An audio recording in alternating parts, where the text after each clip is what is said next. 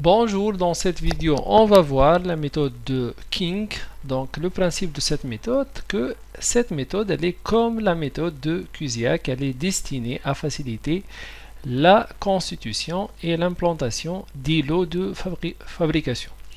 Donc, un îlot, il est constitué d'une partie des postes de travail que l'on regroupe afin de pouvoir réaliser indépendamment des autres postes de l'usine toutes les étapes de fabrication d'une famille de produits de l'entreprise. Donc, l'objectif, c'est de faire des groupements de machines ou de postes de travail pour qu'on puisse réaliser les produits ou les familles de produits.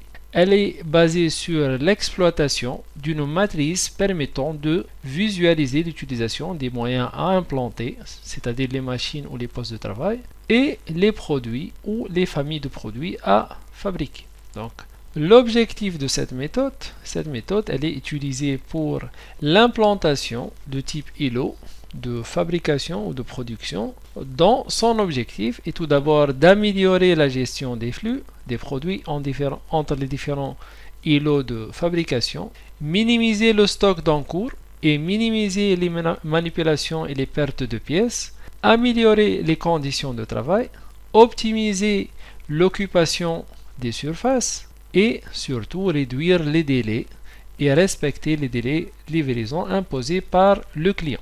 On va prendre un exemple pour mieux expliquer comment on peut implémenter les postes de travail en utilisant la méthode de King. Donc, pour appliquer cette méthode, on va considérer les gammes d'un ensemble de pièces données par le tableau ci-dessous. Donc, ce tableau il comporte une ligne. Ce sont les lignes des produits P1, P2, P3 jusqu'à produit P7. Et on a dans les colonnes les machines. Machine M1, M2, M3, M4 jusqu'à M7. Par exemple, pour le produit P1, il est réalisé en première étape, en premier lieu sur la machine M2, puis sur la machine M5.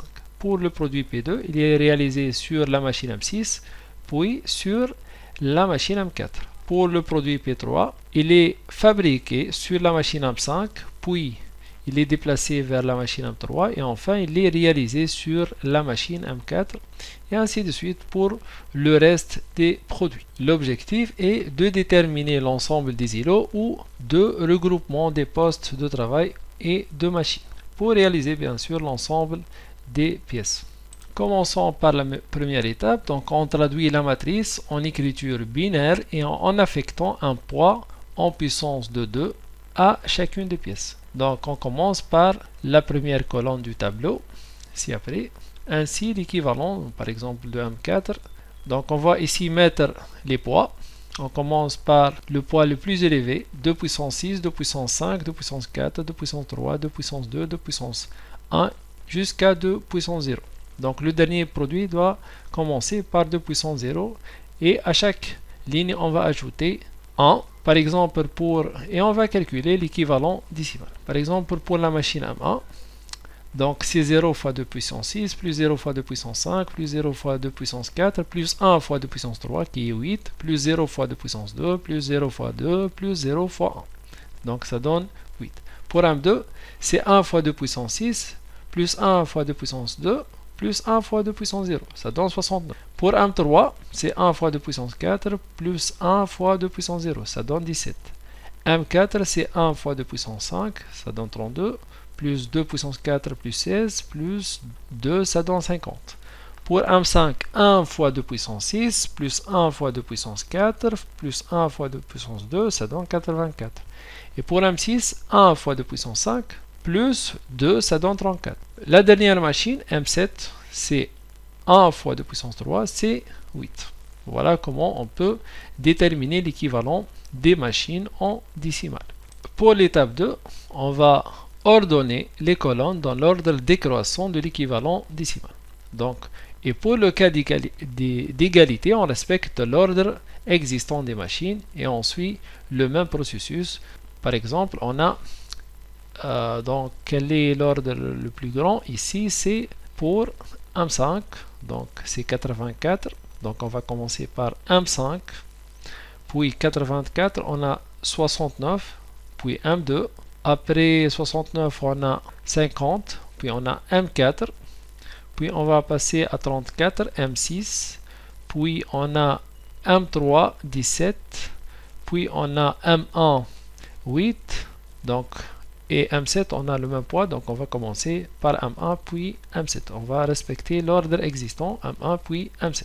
L'étape 3, on suit alors le même processus mais sur les colonnes. Donc M5 on écrit 2 puissance 6 sur M5, 2 puissance 5 sur M2, 2 puissance 4 sur M4, 2 puissance 3 sur M6, soit M6, 2 puissance 2 sur soit M3, 2 puissance 1 sur M1 et 2 puissance 0 sur M7.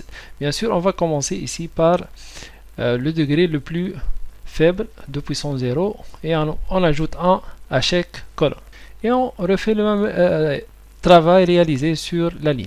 Donc pour le produit P1, donc 1 fois 2 puissance 6 plus 1 fois 2 puissance 5, ça donne 96. Pour P2, donc 1 fois 2 puissance 4 plus 1 fois 2 puissance 3, ça donne 24.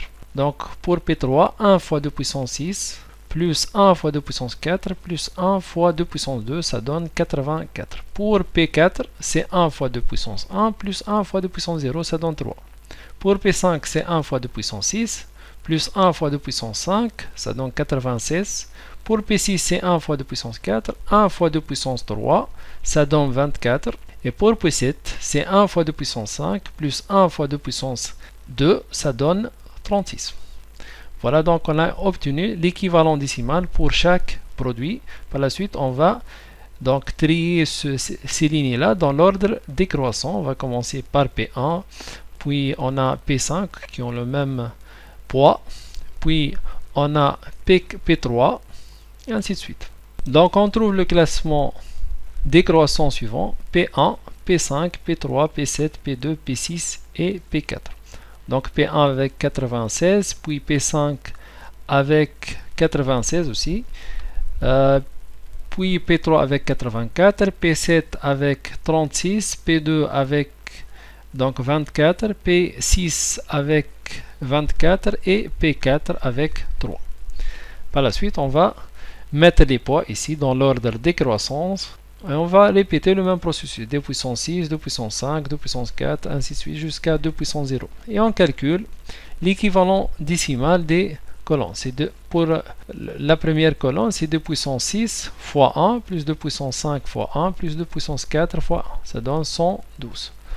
Pour M2, c'est 1 fois 2 puissance 6, plus 1 fois 2 puissance 5, plus 1 fois 2 puissance 3, ça donne 104. Pour M4, 1 fois 2 puissance 4, plus 1 fois 2 puissance 2, plus 1 fois 2 puissance 1. Ça donne 22. Pour M6, c'est 1 fois 2 puissance 2, plus 1 fois 2 puissance 1. Ça donne 6. Pour M3, c'est 1 fois 2 puissance 4, plus 1 fois 2 puissance 3, ça donne 24. Pour M1, c'est 1 fois 2 puissance 0, ça donne 1. Et pour M7, c'est 1 fois 2 puissance 0, ça donne 1. On remarque ici qu'il y a un peu d'organisation entre les colonnes, il devient décroissant, sans faire le triage. L'étape 5, on recommence le même processus sur les colonnes. Donc, on a pour P1, 1, le reste c'est 0, c'est 1 fois 2 puissance 6, plus 1 fois 2 puissance 5, ça donne 96. Pour P5, c'est 1 fois 2 puissance 6, plus 1 fois 2 puissance 5, ça donne 96. Pour P3, c'est 1 fois 2 puissance 6, plus 1 fois 2 puissance 4, plus 1 fois 2 puissance 3, ça donne 88. Pour P7, c'est 1 fois 2 puissance 5, plus 1 fois 2 puissance 4, ça donne 48. Pour P2, c'est 1 fois P3, plus 1 fois 2 puissance 2, ça donne 12. Même chose pour P6 et enfin P4, c'est 1 fois 2 puissance 1 plus 1 fois 2 puissance 0, ça donne 3. On remarque ici qu'il n'y a pas que l'ordre, il est vérifié dans l'ordre décroissant. On n'a pas besoin de faire l'ordre, le tableau est déjà organisé. On arrête le processus lorsqu'il n'y a plus d'inversion à faire, donc l'ordre il est décroissant, on ne peut plus faire d'inversion. Finalement, on trouve ce tableau-là. Donc, on a le premier îlot. Voici le premier îlot. Il est formé par les machines M5, M2, M3 pour réaliser le produit P1, P5, P3 et P7. Pour le deuxième îlot, il est formé par M4 et M6 pour réaliser P2 et P6. Et pour le dernier îlot, il est formé par M1 et M7 pour réaliser le produit P4. On remarque que la machine M4 Donc voilà la machine M4. Elle est utilisée pour réaliser le produit P3, pour réaliser P2 et pour réaliser P6. Donc pour avoir deux îlots indépendants, on doit mettre une machine M4 dans l'îlot rouge et dans l'îlot violet. Remarque, on trouve ici le même regroupement qu'on a trouvé par la méthode Cusiac dans l'autre vidéo. Cependant, les regroupements occasionnés par les deux méthodes, Cusiac et King, ne sont pas toujours identiques. Mais dans ce cas-là, ils sont les mêmes. Donc voilà, on a terminé cette vidéo.